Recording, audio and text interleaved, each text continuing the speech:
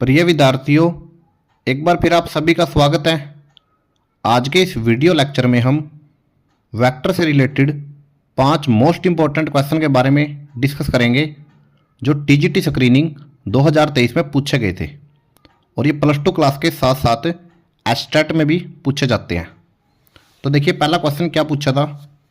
पहला क्वेश्चन हमारे पास angle between two vector. आपके पास दो वेक्टर गिवन है और दोनों के बीच का आपने एंगल फाइंड करना है।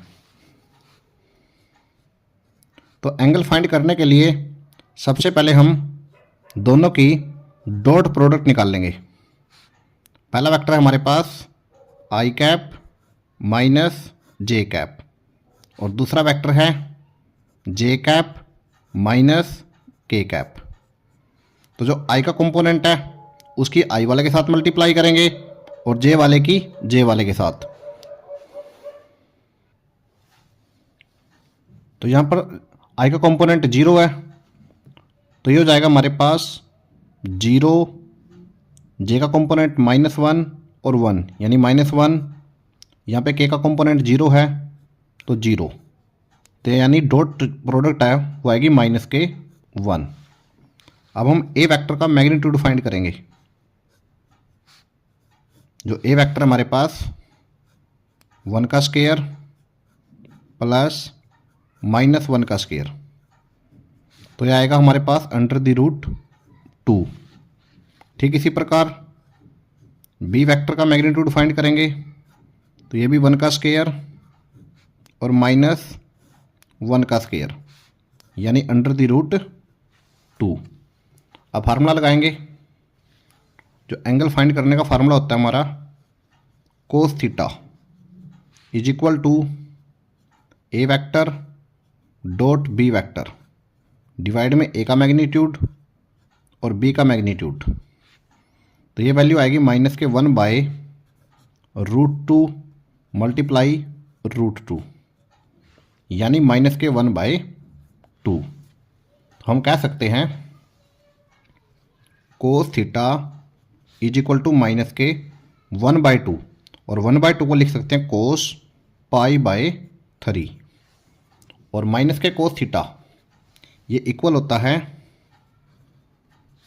कोस 180 माइनस थीटा यानी कोस π-π/3।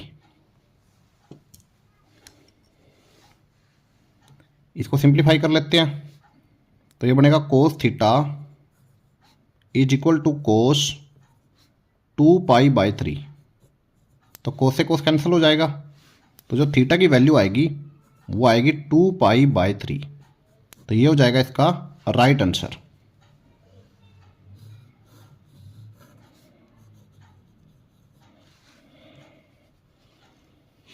प्रिय विद्यार्थियों, नेक्स्ट क्वेश्चन दिया है find magnitude of the vector. आपको एक वेक्टर दिया है और आपने मैग्नीट्यूड फाइंड करना है। बहुत ही सिंपल क्वेश्चन है ये भी। तो इसको मान लेते हैं हम A vector 6i cap plus 2j cap plus 3k cap और इसका मैग्नीट्यूड फाइंड करेंगे तो ये हो जाएगा √6 का स्क्वायर प्लस 2 का स्क्वायर प्लस 3 का स्क्वायर यानी जो डायरेक्शन रेशो है उनका हम स्क्वायर कर देंगे। तो 6 का स्क्वायर करेंगे 36, 2 का स्क्वायर 4 और 3 का स्क्वायर 9। तीनों को ऐड करेंगे तो वैल्यू आएगी 49 और 49 का स्क्वायर रूट होता है 7 यानी हम कह सकते हैं ए वेक्टर का जो मैग्नीट्यूड है वो आएगा 7 के इक्वल। तो ये हो जाएगा इसका फाइनली आंसर। प्रिय विद्यार्थियों, नेक्स्ट क्वेश्चन दिया है हमें इफ़ ए वेक्टर का मैग्नीट्यूड वो इक्वल है बी वेक्टर के मैग्नीट्यूड के देन फाइंड। हमने वैल्यू बतानी है A vector plus B vector dot A vector minus B vector. तो सबसे पहले हमने इसको सिंप्लीफाई कर लेना है क्योंकि इसकी वैल्यू फाइंड करनी है हमने। तो जो ए वेक्टर है उसकी ए की मल्टीप्लाई करेंगे तो ये हो जाएगा ए मैग्नीट्यूड का स्क्वायर प्लस अब बी वेक्टर की ए की मल्टीप्लाई करेंगे तो B vector dot A vector. ठीक इसी प्रकार अब ए वेक्टर की बी की मल्टीप्लाई करेंगे तो माइनस के A vector dot B vector, और ये हो जाएगा माइनस के मैग्नीट्यूड का स्केयर।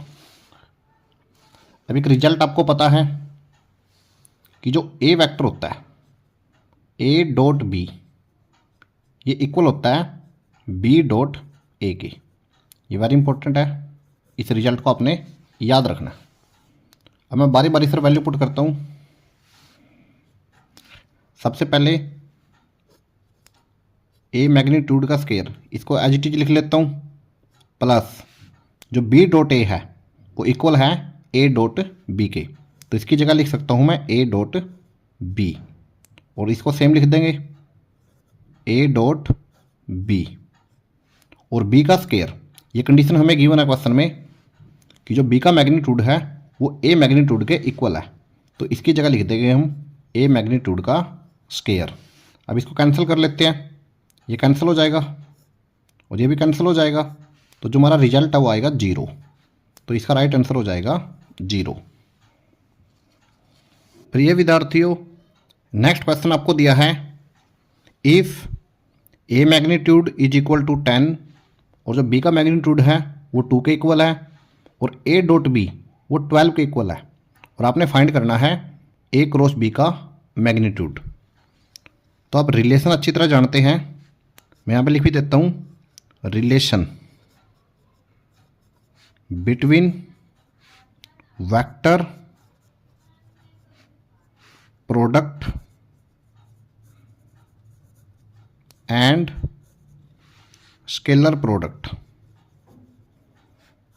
आप इसको अच्छी तरह याद कर लें कि जो वेक्टर प्रोडक्ट की और स्केलर प्रोडक्ट का रिलेशन है वो हमारे पास है ए क्रॉस बी का स्केयर इज इक्वल टू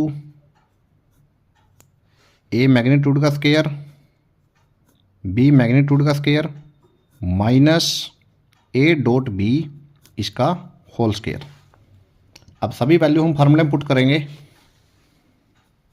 तो जो ए का मैग्नीट्यूड है वो हमारे पास है 10, तो 10 का स्केयर हो जाएगा, यहाँ पे 2 का स्केयर हो जाएगा और ए डॉट बी यानी 12 का स्केयर, तो ये बनेगा 100 और ये बनेगा हमारे पास 2 2 जा 4 और ये 144। अब इसको सिंप्लीफाई कर लेते हैं, तो ये बनेगा 400 माइनस के 144। इसको माइनस करेंगे तो हमारे पास जो वैल्यू आएगी वो आएगी 256। तो ए क्रॉस बी इसकी वैल्यू आएगी, जो पावर 2 है वो इधर स्क्वायर रूट हो जाएगी, यानी 256 का जो स्क्वायर रूट है वो होता है हमारे पास 16, और ये हो जाएगा इस क्वेश्चन का राइट आंसर 16। तो प्रिय विद्यार्थियों, जो नेक्स्ट क्वेश्चन है उसमें आपको दिया है इफ़ ए क्रॉस बी, इसका मैग्नीट्यूड वो इक्वल है ए डॉट बी के मैग्नीट्यूड के, और आपने फाइंड करना है angle between A and B. तो आप अच्छी तरह जानते हैं जो साइन थीटा का फार्मूला होता है वो होता है ए क्रॉस बी मैग्नीट्यूड और डिवाइड में ए का मैग्नीट्यूड और बी का मैग्नीट्यूड, और कोस थीटा का जो फार्मूला होता है वो होता है हमारे पास ए डॉट बी डिवाइड में ए का मैग्नीट्यूड और बी का मैग्नीट्यूड। तो यहाँ से हम tan थीटा की वैल्यू निकाल सकते हैं, tan थीटा, और tan थीटा होता है साइन बाय कोस। अगर मैं इसको इससे डिवाइड करूँगा तो ये कैंसिल हो जाएंगे आपस में, हमारे पास बचेगा ए क्रॉस बी का मैग्नीट्यूड डिवाइड में ए डॉट बी।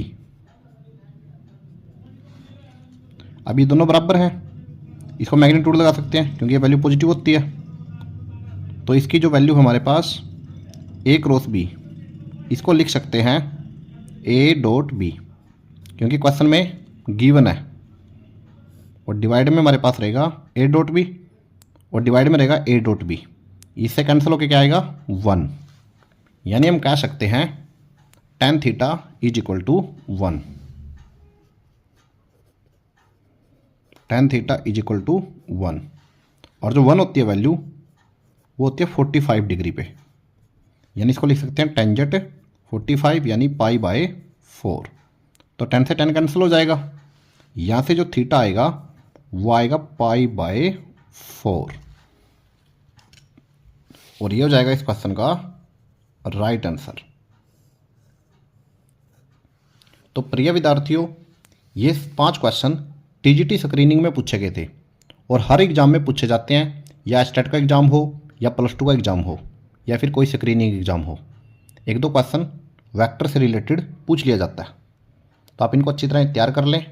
अगर वीडियो अच्छी लगी है तो चैनल को सब्सक्राइब, लाइक और शेयर करें। धन्यवाद। जय हिंद।